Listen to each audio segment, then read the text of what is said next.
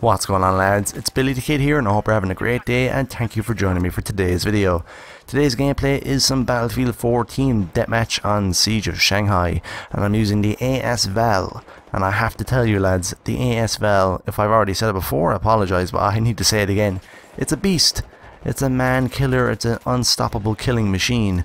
And I have to say, this one round of TDM was probably my best since Battlefield 4's launch. I just had so much fun just killing guys left and right. So I hope you enjoy the gameplay, because today's commentary is just going to be my thoughts on the information released about the latest DLC for Battlefield 4 scheduled to be released, called Naval Strike. During the week, some more information was released to us about Naval Strike, but just in case you don't know what's going on or never heard about it, let me just do a very quick overview of the DLC. It's scheduled to come out at the end of March for premium users and early April for non-premium users. We get 4 new maps called Lost Islands, Nansha Strike, Wave Breaker and Operation Mortar. We also get a new game mode called Carrier Assault, which is a reimagined version, or I should say redone version of Titan mode from Battlefield 2142. We get 5 new weapons.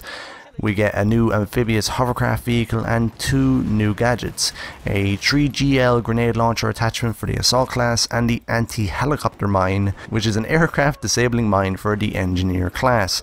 That is just a very quick overview of the DLC, but I want to talk to you about Naval Strike because from my comment section of previous videos, a lot of you are now fed up with Battlefield 4, and for me, honestly, I really don't have a lot of fun with the game anymore. I do have fun here and there, and you know, it's not really got to do with the games being glitched or bugged. It's the fact that nobody seems to be playing it anymore.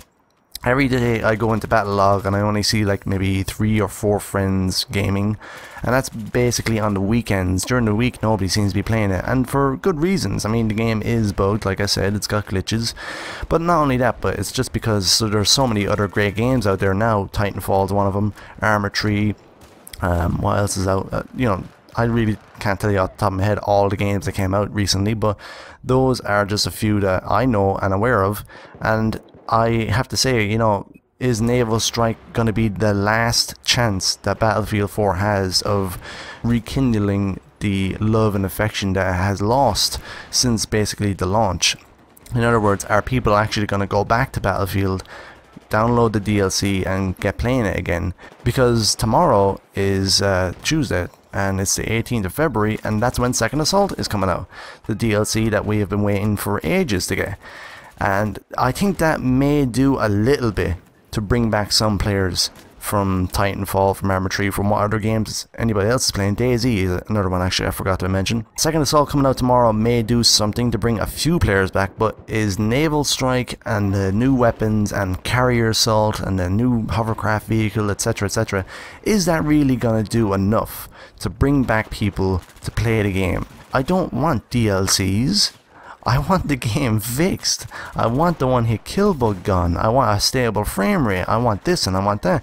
I don't really want DLCs. And they said previously they weren't going to be working on any other DLCs, and so I'm asking, what the hell's going on? You said you're not working on any DLCs until the game is fixed. The game ain't fixed, and now you're coming out with Naval Strike. So are you basically telling us you can't fix the netcode or the other problems with this game, and you're just going to go ahead and just get whatever you can out of it? I think that's the signals I'm getting from DICE and EA.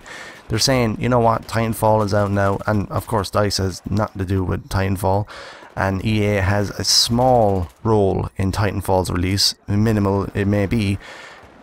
I think they're just basically saying, listen, the ship has taken on too much water and it's sinking and we can't save the ship. So we're going to have to do as much as we can to get whatever we can out of it before the ship has sunk. Don't get me wrong, I am excited for Naval Strike. I do believe it may do something good for Battlefield 4 in the short term, but in the long term I don't think anybody is really going to be doing much gaming for Battlefield 4. I think Titanfall is going to take a lot of the limelight. I know for me personally, when Metal Gear Solid 5 comes out, that's going to take a lot of my gaming time. DayZ is another game that's going to take up a lot of gaming time for me as well. And that's just me, but I am still excited for Naval Strike. I'm interested to see where these new maps, how they're designed and how they're laid out. I've never played Battlefield 2142, and I'm actually excited for Carrier Assault. I want to see how this plans out, but I am a little bit skeptical about like the 3GL grenade launcher attachment, the anti-helicopter mine for the engineer. I mean, come on, do we have enough anti-aircraft weapons? We have the Shraw, we have the Stinger, we have the Igla, we have the mobile AA, we have the jets with heat seekers, active radar missiles, passive radar missiles. Do we really need more anti-aircraft weapons? But those are just my thoughts on the Naval Strike DLC. Don't get me wrong, like I said, I am excited, but I do believe that this is Battlefield 4's last chance to try and win back some of the fans they have lost due to the bugs, the glitches, and the release of other great games in the months since the launch. So lads, let me know in the comment section down below your thoughts on Naval Strike DLC. Will you be picking it up and playing it? Because I will be, and the content will be on the channel, of course, as always. And I just want to quickly shout out to all of you subscribers. Thank you for staying with the channel. Thank you for commenting, because I know that signing up to Google Plus and all that kind of stuff back in a few months ago was a pain in the arse. But thank you for doing so, and thank you for sticking by with me along the way. That's all I want to say, lads. Thank you for your continued support. Let me know in the comment section down below your thoughts on today's subject. Subscribe for more. If you're new, please like the video. Please share with your friends. Thanks again for watching, lads. This is Billy the Kid, and I'll see you again.